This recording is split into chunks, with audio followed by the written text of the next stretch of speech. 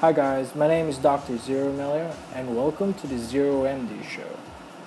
Last episode, I told you about a female patient of mine who was lost to follow-up after 8 laboratories and 2 OBGYNs refused the urethral smear request that I gave her, and they even told my patient that the discharge she was experiencing was normal.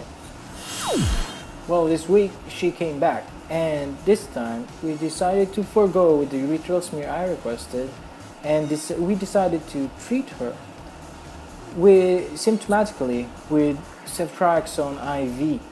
You see, our problem with the patient is that she is already 35 weeks and 2 days age of gestation, and she is already experiencing slight lumbar pain, which means that at any time within the week, she may actually give birth. And if I'm right, the urethral discharge that she is experiencing may actually turn out to be infectious and can affect the newborn child. Giving out antibiotics is in line with what we call as the BEmONC guidelines. BEmONC is an acronym for Basic Emergency Obstetrics and Newborn Care. This is a standard set of procedures that is taught by the government's Department of Health. The training of BEmONC is given to staff members of the health centers throughout the country. It is designed so that we can assist in the perinatal, intrapartum, and postpartum care of the mother and also of the child. It is also a way for the government to decongest public hospitals, which is often flocked by a lot of pregnant patients willing to give birth in those facilities. In summary, BEmONC is like a certification or a license for us staff members of the health center to function as a birthing facility. According to the guidelines, a vaginal or urethral discharge in a pregnant patient can be treated with any of the 3 antibiotics listed below, which is ceftriaxone, clotrimazole, and metronidazole, depending on the index of suspicion of the physician. And that is exactly why I gave her ceftriaxone per IV, because I was entertaining a possibility that this may be an STD, although we don't have a bacteriologic diagnosis. A day after, she started to experience lumbosacral pains. The midwife that she consulted discovered that she was already 5 centimeters in cervical dilatation, which meant that she was already into active labor. On abdominal PE, the fetal heart rate was normal and that the contractions were regular at every 10 minutes. There was no fever and the vital signs were normal. Partograph was done according to the BEmONC guidelines. She referred the case to me, and I decided that the patient will deliver her baby vaginally. In the previous episode, I told you that there were 8 laboratories that refused my urethral smear. One of those laboratories happens to be the referring facility for our BEmONC. The 2 POGS or POGS certified OBGYNs that disregarded my suspicion were also affiliated with that hospital. Since I'm not affiliated with that institution and I cannot operate on my patient, and I have no bacteriologic diagnosis to tell them that she has an active infection in her urethra, I cannot refer the patient back to them for a possible cesarean section. So the decision rests on me that we have to deliver this patient, and the only way that we can do that is through vaginal delivery. Our patient delivered a 2.8 kilograms baby girl. The first thing that the midwife noted was that she had a weak cry. There was also some pallor and cyanosis on the feet, but it was improved upon warming under a drop light. She then referred the baby to me, and when I checked her, she had normal vital signs for a newborn child. And that's why we decided to observe the baby for a few more hours inside the health center.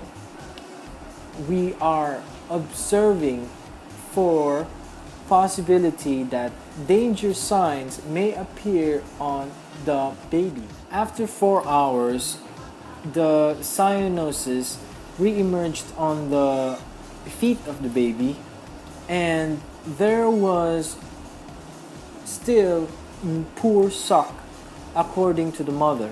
Also, the cry was not that strong, so I decided that an emergency referral and transport to the hospital is required. At this point, I was entertaining the possibility that the child may have neonatal sepsis, a possibility that it may also be a neonatal pneumonia, which is secondary to the perinatal infection of the mother. Now, the main advantage of having the barangay health center as a BEmONC facility is that we have access to the local government units resources, and one of those important resources for an emergency like this is the patrol vans, which transported the mother and her child to the referring facility, the hospital, within 5 minutes of my referral.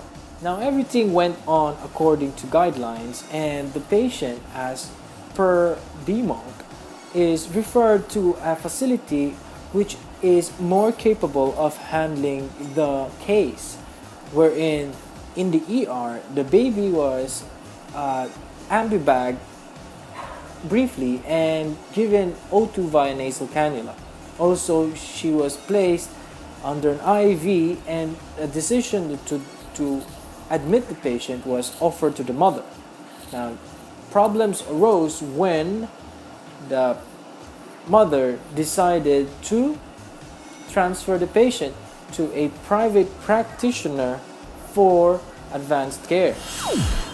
The baby was attended by a neonatologist, which was okay with me because I happen to know this particular doctor because I served as a clerk under him for a week in the University of Santo Tomas Hospital, wherein I took my degree of medicine. The neonate that I thought was a friend started to give out derogatory comments aimed at giving birth at health centers. He also started to give fault-finding ideas that was hurting the reputation of our facility, which was properly trained using the BEmONC guidelines.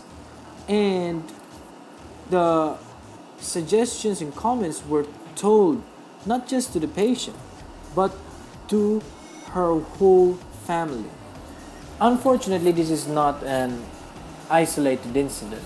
I've seen this done by many doctors to their fellow practitioners, especially if they are trying to build a good rapport with prospective clients. And this is what I like to call as the hardware lumber syndrome.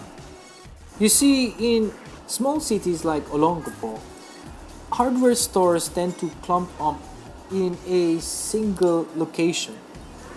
Now, their lumber usually comes from just a single supplier. Now, what the expensive store has to do is to taint the reputation of the competing hardware stores just to justify their increase in price. Now, this is what we have to understand. The level of care that the BEmONC facilities are providing to our patients are at par to the level of care or the standards of care that the private practitioners are doing, because it is them that gave us these standards. It is them that formulated these BEmONC guidelines. Now, I just don't taint anybody's reputations. It's not ethical for me to do so. And that doctors should do the same. We are serving the poor, and it is not right to tell us that we are inferior when in fact the health centers are the grassroots level of care, and it is not expected of us to provide more than the basic level of care to our patients. Now, in extraordinary situations like in emergencies such as this incident, what is only expected of us is, since we are a low resource setting in a barangay health center and we can only provide the basic level of care, if we cannot handle a situation, we have to refer the patient to a much higher level or advanced level of care so that the continuity of care exists even in health centers. And that's all the time we have for today. Thank you very much for watching me here on YouTube. I'm Dr. Zero Melia for the Zero MD Show. If you have comments or suggestions, and if you'd like to know more about the topic of the day like BEmONC and the hardware lumbar syndrome, you can comment on the comment section below. Also, you can find me on Facebook at facebook.com/zeromelia, and you can follow me around tweeting on the Twitter sphere at twitter.com/zeromd. Anyway, thank you guys again, and mabuhay!